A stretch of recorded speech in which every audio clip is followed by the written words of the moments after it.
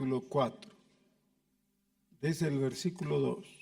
Perseverad en oración, en la oración, velando en ella con acción de gracias, orando también al mismo tiempo por nosotros, para que el Señor nos abra puertas para la palabra, a fin de dar a conocer el misterio de Cristo, por el cual también estoy preso, para que lo manifieste como debo hablar. Andad sabiamente para con los de afuera, redimiendo el tiempo.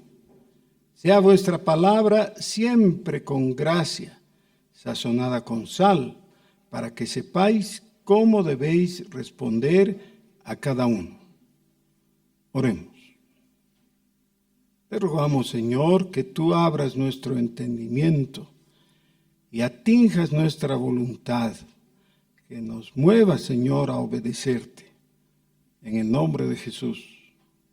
Amén. Creo que es muy importante que tomemos en cuenta de qué se trata todo esto. Es una epístola. Es lo que les ha escrito el apóstol Pablo a los colosenses. La iglesia de los colosenses estaba en el Asia Menor, en el mismo lugar donde estaban las otras 7 iglesias que conocemos como las iglesias del Apocalipsis, ¿no? De los capítulos 2 y 3 de Apocalipsis.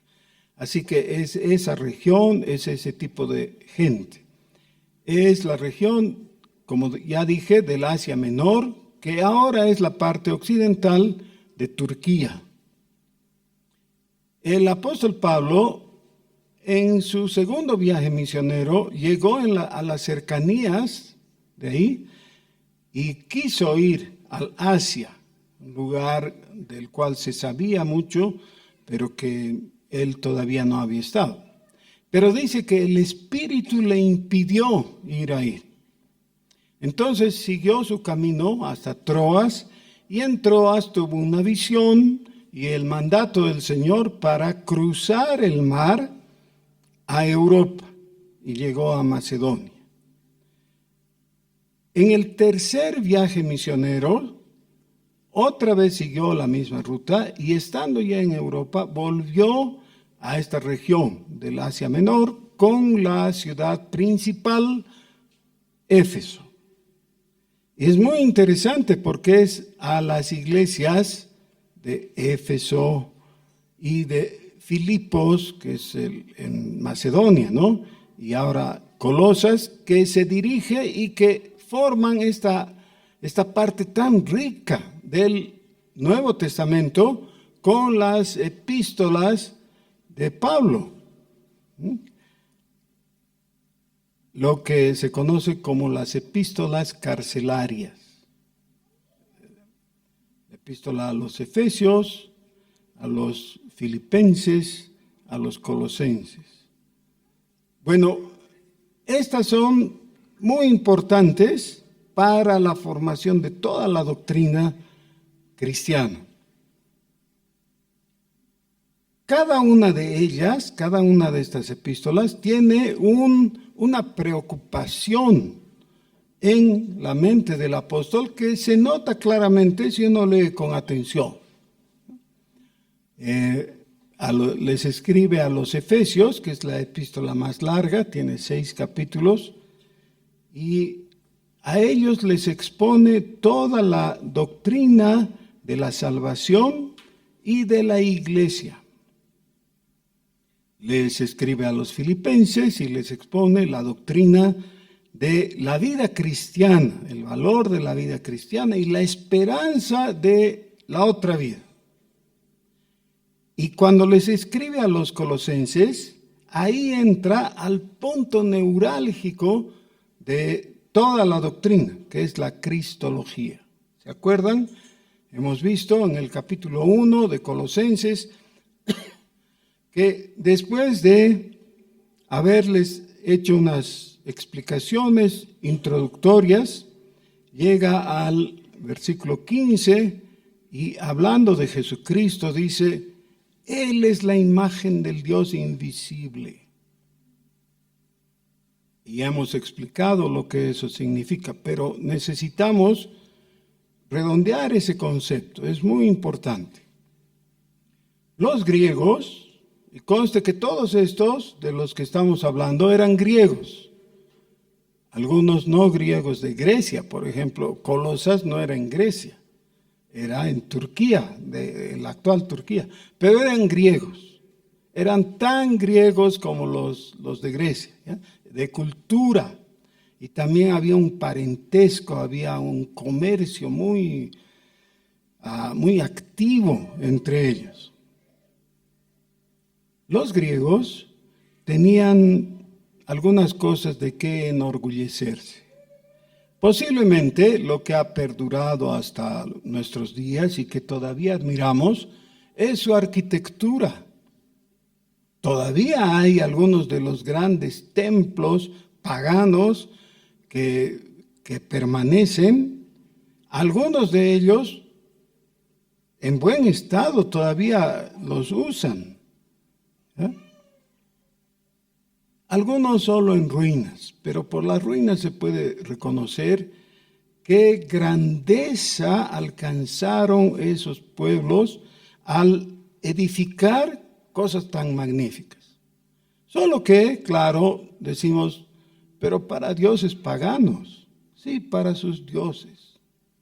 Ahora, había algo que los paganos siempre, desde siglos o milenios antes, les habían dicho a los hebreos: ustedes no tienen Dios, son ateos. Y aún en los días del nacimiento del cristianismo, los romanos, herederos de los griegos, seguían con la misma acusación: ustedes son ateos. Saben que la historia nos cuenta de un personaje llamado Policarpo, o algunos preferirían decir San Policarpo. Él era un hombre de Dios. Él fue llevado a juicio por ser cristiano, y el juez, que era el gobernador del lugar, que era su amigo además, su amigo personal, le dijo: Policarpo, no te preocupes, no te va a pasar nada, yo te voy a declarar inocente, solo necesito que públicamente digas que no eres cristiano. Y ahí viene una conversación larga, muy interesante, que no les voy a contar, lean un libro de historia, pero que en el desenlace, el amigo de Policarpo, viendo que él era tan firme en su fe, le dijo: no me dejas lugar, tengo que condenarte porque tú insistes tercamente en tu posición y dices que eres cristiano. Entonces, cuando estaban sacando a los que iban a morir en la arena del circo, la multitud gritaba: que mueran los ateos. Los ateos quiere decir los que no tienen Dios. Y Policarpo salió, los miró de una manera que se note que los estaba mirando, ¿no? Y dijo: que mueran. Porque, claro, no tenemos Dios solo porque no podemos mostrar a Dios físicamente, a diferencia de los paganos, que sí pueden mostrar sus estatuas, ¿no? sus imágenes, que para ellos son muy reales y todo. Bueno, el Salmo 115 y otros, el 14, por ejemplo, dicen justamente eso. Los ídolos de ellos son solamente oro, en el mejor de los casos, piedra, estuco, madera. Pueden ser muy lindos, pero tienen ojos y no ven, tienen boca y no hablan, tienen pies, pero los tienen que cargar. y así son ellos los que les adoran. Pero mi Dios está en el trono, en los cielos, dice el salmista. Mi Dios no se puede ver, pero es real. Ahora, en medio de esa cultura pagana imperante en esos días, Pablo dice que Jesús es la imagen del Dios que no se puede ver, es decir, que es invisible. O sea, Jesús ha hecho visible a Dios. El que ha visto a Jesús, ha visto a Dios. Él es el primogénito de toda la creación. Esto significa, Él es el heredero de toda la creación. Eso se refuerza con lo que más adelante dice, porque por Él y para Él son todas las cosas. Por eso es el primogénito de toda creación. Todas las cosas en Él subsisten, porque Él es antes de todas las cosas. Esa es la definición teológica que hace el apóstol aquí, que es una postura teológica cristológica. Muy bien. Después de explicar toda esta parte de la cristología, en el capítulo 1, en el capítulo 2 les dice: ahora, si ustedes creen en esto que acabo de decirles, creen en Jesús, ustedes mismos ya están plenos, están llenos, no tienen necesidad de nada más. Con esto están completos, Él es suficiente. Por eso, nadie les engañe con palabras persuasivas. Eso dice en el capítulo 2, versículo 8. En el versículo, esa no es la primera vez, es el versículo 4. En el versículo 8 dice: mirad que nadie os engañe por medio de filosofías y huecas sutilezas, según las tradiciones de los hombres. Estamos viviendo todavía en La Paz, en el influjo de esta fiesta de las Salacitas, donde el equeco recibe toda la atención, y nosotros quisiéramos decir: bueno, pero es solamente una tradición folclórica. No, ya esta canción del Papirri, y la menciono porque es pública, ¿no? Tiene una frase que dice que el equeco cambiará mi vida. Esas son palabras mesiánicas. No es solamente un color del folclore nacional. ¿Ya? Es mucho más, es paganismo. Así que vivimos inmersos en una sociedad pagana con nombres diferentes para los ídolos, pero con una misma esperanza. Pero, dice, nadie les engañe con eso. Y en tercer lugar, dice: por tanto, nadie os juzgue en comida o en bebida, es decir, las cosas que hay que hacer. Ahora van a ver que siempre hay una asociación con la comida, porque la comida despierta los apetitos. Por ejemplo, hay personas que si les hablas y les dices: ¿ya fuiste a las Salacitas? No, dice, tengo que irme a tomar un apicito. ¿Qué es lo que ha pasado en su mente? Ha habido el desarrollo de esa asociación de ideas, ¿no? Las Salacitas, un api, así con su pastel, así, qué rico. Entonces, es atractivo ir. Nadie os prive de vuestro premio, es decir, el galardón. ¿Recuerdan las palabras del Señor dichas a Abraham? Capítulo 15 del libro de Génesis. No temas, Abraham, yo soy tu escudo, y tu galardón será especialmente grande. Nadie os prive de vuestro premio o galardón, afectando humildad, y así sigue. Bueno, una vez que ha expresado la parte teológica, capítulo 1, la parte antropológica, capítulo 2, en el capítulo 3 dice, entonces eso tiene que repercutir en su conducta. Primero, tiene que haber un cambio de actitud. Versículo 1 del capítulo 3. Si pues habéis resucitado con Cristo, buscad las cosas de arriba, donde está Cristo, sentado a la diestra de Dios. Poned la mira en las cosas de arriba, no en las de la tierra. Porque habéis muerto y vuestra vida está escondida con Cristo en Dios.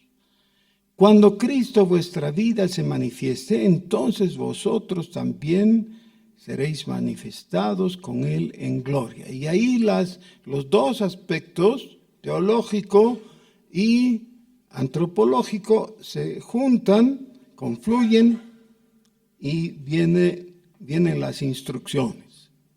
A partir del versículo 5 hay el imperativo que se va repitiendo. Por ejemplo, haced morir lo terrenal. ¿Qué es eso? Y va declarando específicamente algunos detalles. Por ejemplo, no mintáis los unos a los otros. Porque decimos hacer morir, ¿qué tendré que hacer? Como un monje del desierto. No, son cosas prácticas, concretas. Deje de mentir. Eso es. Cuando dejas de mentir, estás haciendo morir lo terrenal, y así sigue hablando de la fornicación y otros pecados típicos que se realizan en esta vida secular. Versículo 16, que hemos memorizado. ¿Quién puede repetir ahora? Muy bien. La palabra de Cristo more en abundancia en vosotros, ¿no? Entonces, Colosenses 3:16. Fácil de recordar porque todos ya han memorizado Juan 3:16, el famoso versículo que todos saben de memoria. Entonces, es Colosenses 3:16. La palabra de Cristo more en abundancia en vosotros. Tenemos entonces el primer elemento de la vida devocional, la palabra, y en el capítulo 4, versículo 2, tenemos el segundo elemento devocional importante. Perseverad en la oración, velando en ella con acción de gracias. Colosenses 4:2. Ahora, entonces, para recordar, con los dos elementos que no podemos olvidar. Capítulo 3, versículo 16. La palabra de Cristo more en abundancia en vosotros. Capítulo 4, versículo 2. Perseverad en la oración, velando en ella con acción de gracias. Perseverad en la oración. Creo que es muy fácil, todos pueden entender eso. Y además, hacerlo en acción de gracias, claro, está muy bien. Pero ahora viene la explicación del cómo. Versículo 3. Orando también al mismo tiempo por nosotros. Este es un paso cualitativo, sencillo de observar, pero muy importante. Porque, ¿qué es lo que pasa generalmente? ¿El cristiano ora? Sí, ora.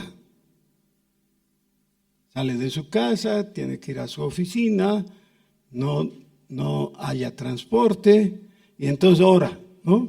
¿Qué ora? Mándame un trufi, Señor, por favor. ¿Vale esa oración o no? Vale, claro, porque ¿qué es lo que ocurre generalmente? Viene el trufi. Claro. Después ni dice gracias porque, claro, está distraído saludando a los otros pasajeros, pero Dios le ha respondido, ha habido una oración. Hay oraciones un poco más intensas, más extensas también. Cuando el hijito se enfermó y está con fiebre alta, y entonces ora, el cristiano, ¿no? ¿Y qué dice? Por favor, Señor, sana a mi hijito. Y claro, es un poquito más larga que mándame un trufi. ¿Vale esa oración? Vale también, sí. Y por eso tu hijito está con vida, ¿no? Porque has orado y Dios te ha respondido. Pero en el versículo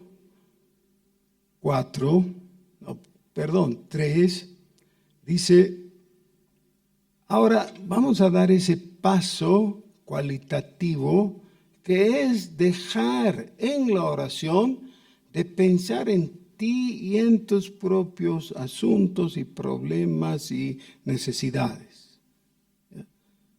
Por un momento, levanta tu cabeza y mira, claro, en la oración miras a Dios, ¿no? Pero necesitas poner atención en el otro.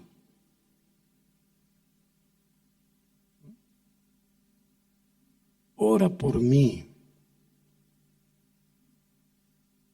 El apóstol les está diciendo a los colosenses y a través de ellos a nosotros también. Oren por nosotros. ¿Por qué? Porque necesitamos más platita. No dice. Tal vez necesitaban y tal vez les vendría bien, pero no dice eso. ¿Qué dice en concreto? Es algo muy específico. Para que el Señor nos abra puerta para la palabra. Ahora, ¿cuál era el afán del apóstol Pablo? Evangelizar. Esto no es casual, no está aquí para rellenar la carta y darle, digamos, un buen fin, ¿no? Cerrar con... No. Esta era su preocupación, eso es lo que les pide a los romanos, por ejemplo, en su epístola. Es lo que les dice también a los tesalonicenses en otro lugar. Él sabe que su ministerio va a ser fructífero o no sobre la base del apoyo de oración que tenga. Ahora, eso implica que hay una cooperación de dos. El apóstol como evangelista llevando el mensaje de salvación a otros y todos estos receptores de las cartas orando por él. Orando por él. Eso implica que ellos se enteren de cómo le está yendo, qué está haciendo, dónde va a viajar, con quién va a hablar. Cuando uno lee el libro de los Hechos, se encuentra cosas muy interesantes. Por ejemplo, en sus viajes misioneros, el apóstol encontró personas muy importantes. ¿Cómo? No se puede acceder simplemente a las personas importantes. Generalmente los importantes son inaccesibles. Se necesita hacer todo un trámite para poder entrevistarse con alguien. Pero el apóstol encontró puertas abiertas y se pudo entrevistar con el gobernador de la isla de Chipre, por ejemplo, en el primer viaje misionero. En el cuarto viaje, que fue prisionero él, llegó a la isla de Malta y ahí también encontró a la persona importante que estaba a cargo de todo el asunto. Y les pudo hablar, les pudo referir el mensaje del Evangelio. ¿Qué es lo que está pidiendo aquí a los colosenses? Oren por nosotros. ¿Pero para qué? Para que el Señor abra la puerta. Es decir, para que tengamos ingreso, para que tengamos acceso. Miren, hay obras a las que nosotros debiéramos cooperar. Por ejemplo, estoy pensando en la obra de la Unión Bíblica. La Unión Bíblica tiene como uno de sus objetivos entrar a los colegios y hablar del Evangelio a los estudiantes. Fácil, ¿no? ¿Es fácil? No es fácil. No es fácil porque uno se enfrenta justamente con la dificultad de hablar con el que puede autorizar eso. ¿Y quién es el que puede autorizar? El director, ¿no? El director no tiene tiempo. Y no te recibe, y listo.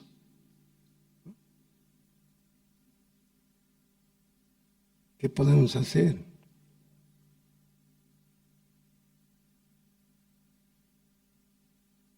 Bueno, si no hay la colaboración en oración, los que vayan a buscar a la autoridad no van, ni siquiera van a poder hablar, menos van a poder ingresar.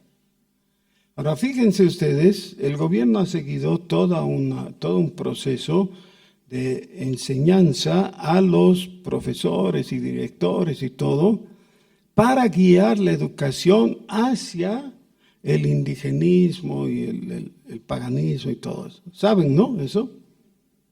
¿Saben o no? Sí, cuando ustedes envían a sus hijos a la escuela, están enviándoles, entre otras cosas, para que les enseñen a coar, por ejemplo, como parte de la currícula.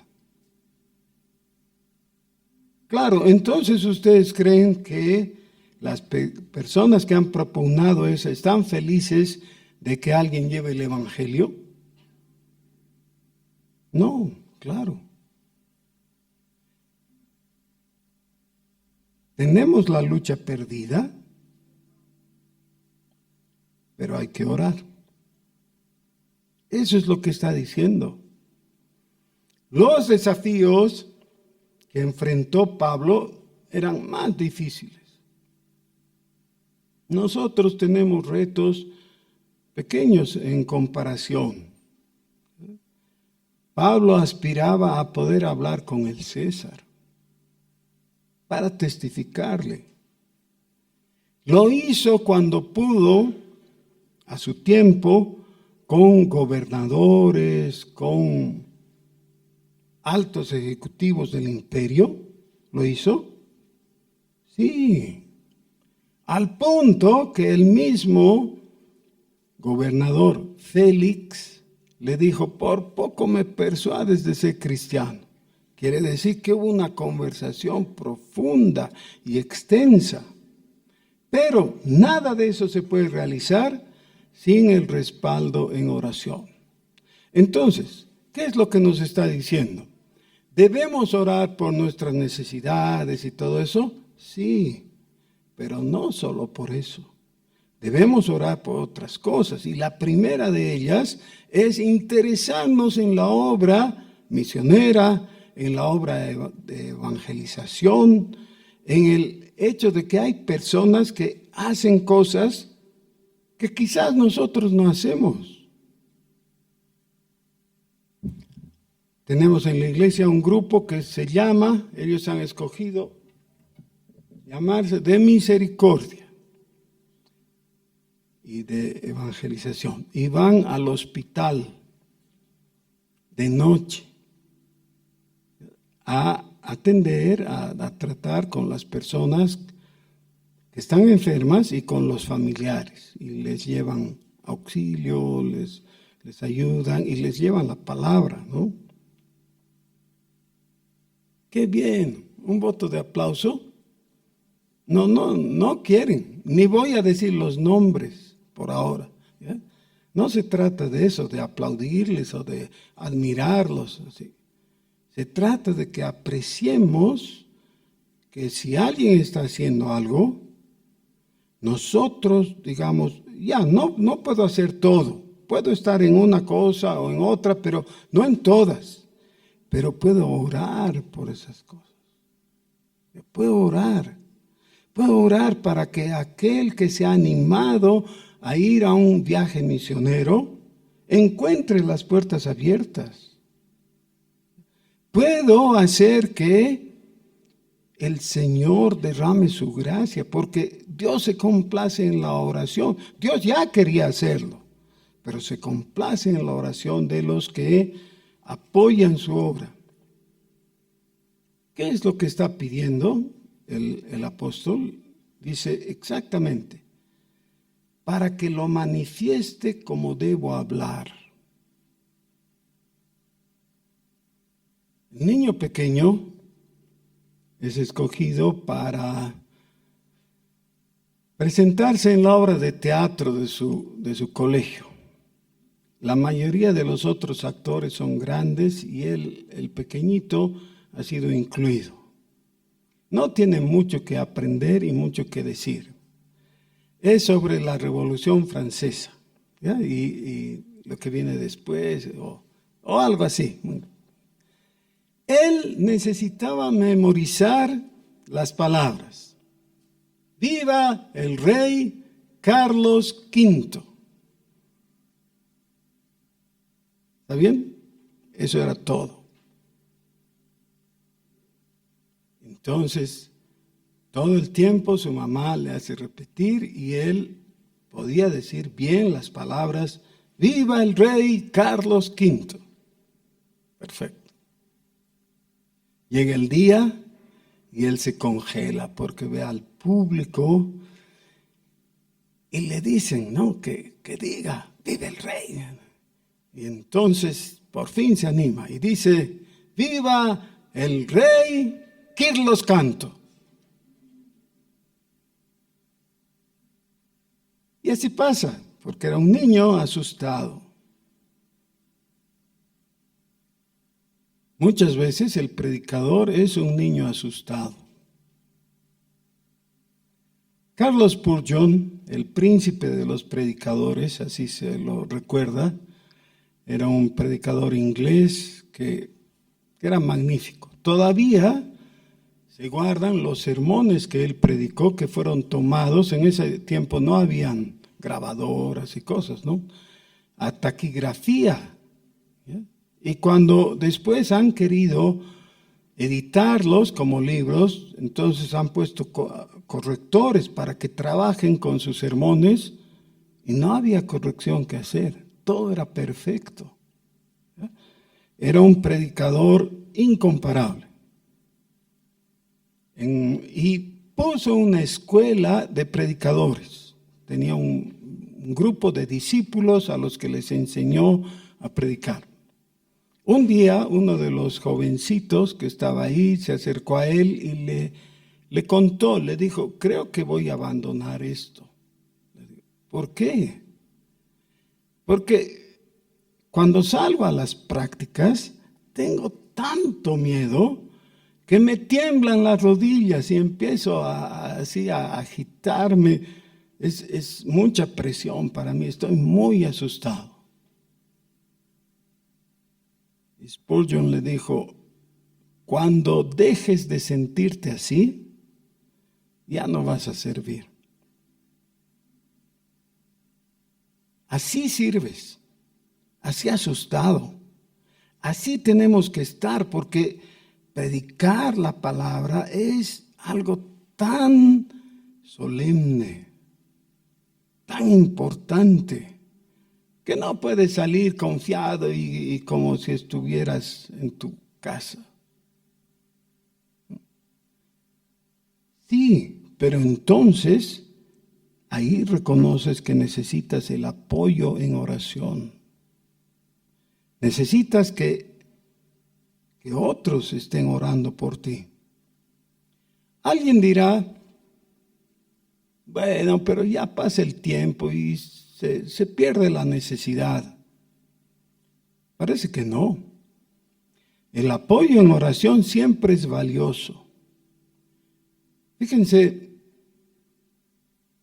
el Señor Jesús salió del aposento alto y se dirigió al Getsemaní. Les dijo a los discípulos en general que le acompañen y que oren por él, que le apoyen en oración. Llamó a los 3 íntimos y les dijo, vengan conmigo.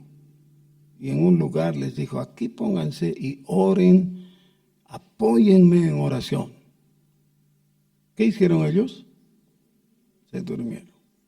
Pero lo que quiero recalcar es que el Señor en ningún momento dijo, bueno, yo voy a orar, porque al fin y al cabo yo soy el Cristo, ¿no? Yo voy a orar. Ustedes tampullis, duérmanse, ¿qué me importa, no? ¿En qué pues van a influir ustedes? ¿Dijo eso? No, él esperaba que le apoyen en oración. Si Jesús requería apoyo en oración, ¿cuánto más el resto de los mortales?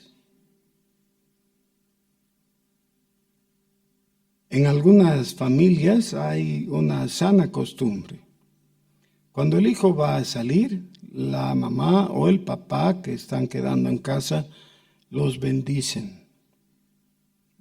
Sale el hijo y la mamá le dice, que te vaya bien, hijito, Dios te bendiga, que te guarde. ¿Buena cosa o no? Pero hay algo mejor todavía. Es cuando la mamá o los papás que se quedan oran por el hijo. Si le han bendecido, qué bien, pero ahora oran.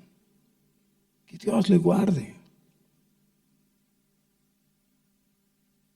No es un ritualismo que se sigue, no se trata de eso.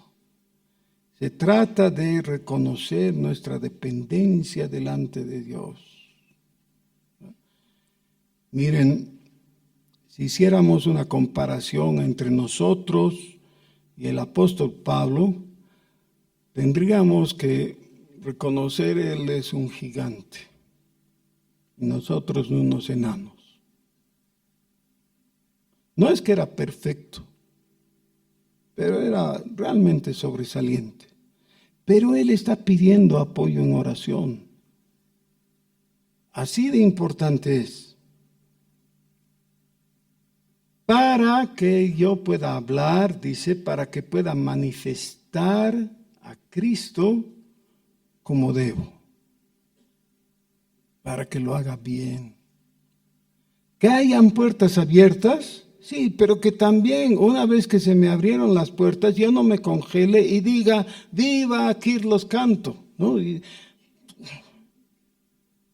No, que hable lo correcto, que llegue al punto de la verdad,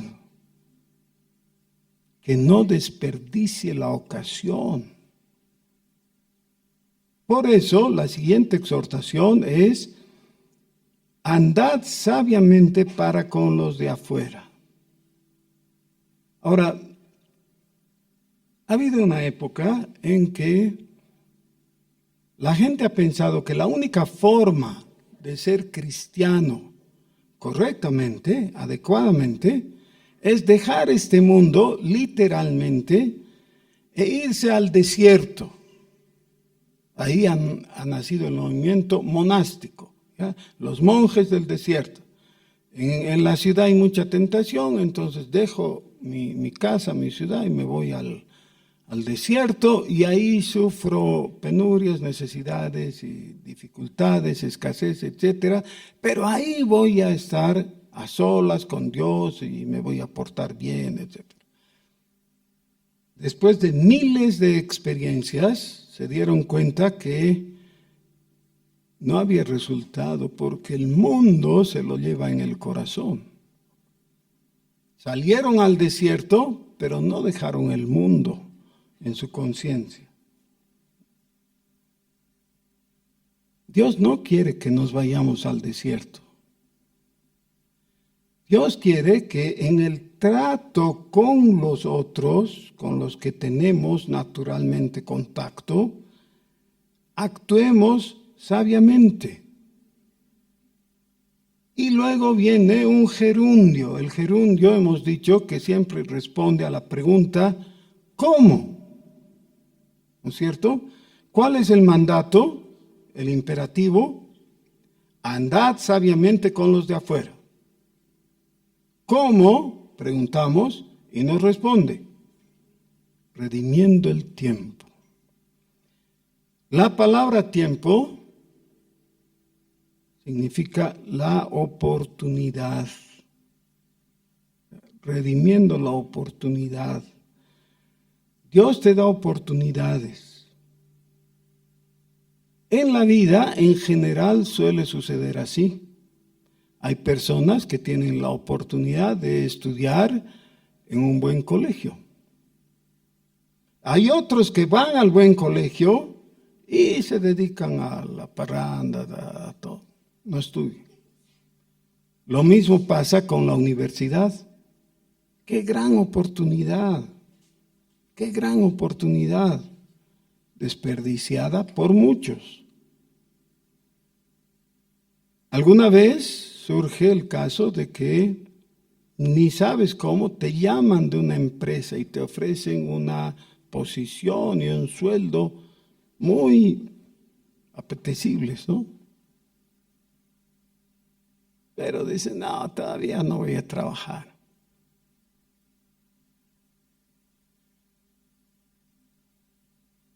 Las oportunidades están ahí y a veces no las vemos, pero a veces las vemos y las despreciamos. Pero eso es en lo secular.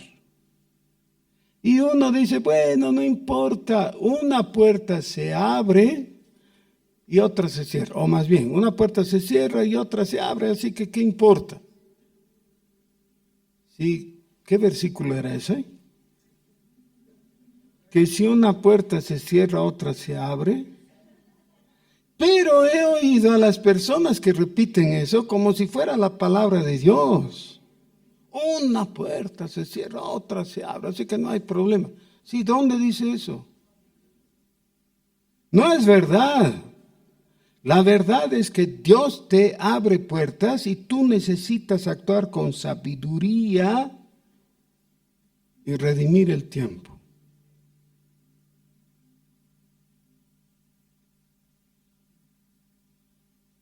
En una ocasión, en un viaje, me alojé en un hotel.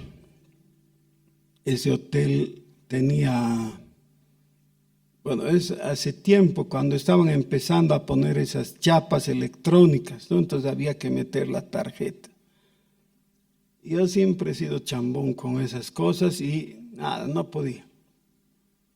Entonces, voy y busco que ayuda y viene un hombre supuestamente para abrir con facilidad y no puede tampoco. El vecino, es decir, el que estaba ocupando la pieza de al lado, se da cuenta cuando llega y dice, ¿tiene problemas? Y claro, obviamente. Yo le ayudo. Y empieza a hurgar y saca otra tarjeta, algo que ni me mostró, y mete entre la puerta y el marco y empieza a hurgar así y abre. Y luego me mira con cara de culpable, ¿no? Y me dice, ¿usted cree que soy un chorizo, no? Y yo creía, claro. Porque quién sabe abrir una puerta. sin la llave o sin la tarjeta. Era el expresidente del Perú. Y después, a raíz de eso, pudimos charlar, nos tocó cenar juntos y yo le testifiqué del Señor. Y me dije, seriamente estoy interesado. ¿Con quién puedo seguir la conversación? Y yo le di el nombre y la referencia de un pastor amigo en Lima, ¿no? Dios quiera que hayan seguido la conversación. Pero, ¿cuántas veces nos suceden cosas así? A mí me sucedió una vez. Pero Dios va a abrir puertas en diferentes situaciones. Necesitas tener algo que decir. Y si tú has experimentado, has reconocido, has visto al invisible o a la imagen del invisible, seguro que vas a tener algo que decir. Si tú has captado las ventajas que tienes en Cristo, seguro que vas a tener algo que decir. Si tú has experimentado la liberación de la culpa del pecado y has encontrado paz en Jesucristo, seguro que vas a tener algo que decir. Eso es lo que nos está indicando. Por eso, sea vuestra palabra siempre con gracia, sazonada con sal, para que sepáis cómo debéis responder a cada uno. Cada uno un evangelista. Cada uno un evangelista. Algunos todavía usamos las tarjetitas personales de presentación. En la tarjeta personal viene tu nombre. A veces antes del nombre viene un título, ¿no? Digamos, doctor D.R.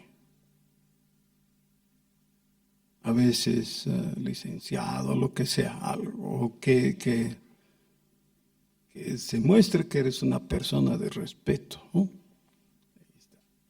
Y abajo, debajo del nombre, viene una explicación, ¿ya? Antes decía doctor fulano de tal, y abajo oculista, por ejemplo. Esa es la tarjetita. Respecto a esto, a estas indicaciones del apóstol, piensa en la tarjetita que podrías o tendrías que usar. Fulanito de tal, evangelista. ¿Qué tal? Y alguien dirá, no, ¿cómo pues yo voy a ser evangelista? Sí, a ti, para nosotros es esto. Cada uno de nosotros tiene que pensar de sí mismo que va a obedecer esto, que tu palabra tiene que estar sazonada con sal, tiene que estar llena de gracia y que pueda responder a las preguntas que te hace la gente. En 1 Pedro 3:15, el apóstol Pedro dice que estemos siempre preparados para presentar defensa con reverencia, pero con firmeza de todo aquello que demanda la gente, de la esperanza que hay en nosotros. Siempre tenemos que poder responder. Esto confluye con lo que Pablo está diciendo. Sea vuestra palabra siempre con gracia, sazonada con sal. Hermanos queridos, necesitamos adoptar esa identidad.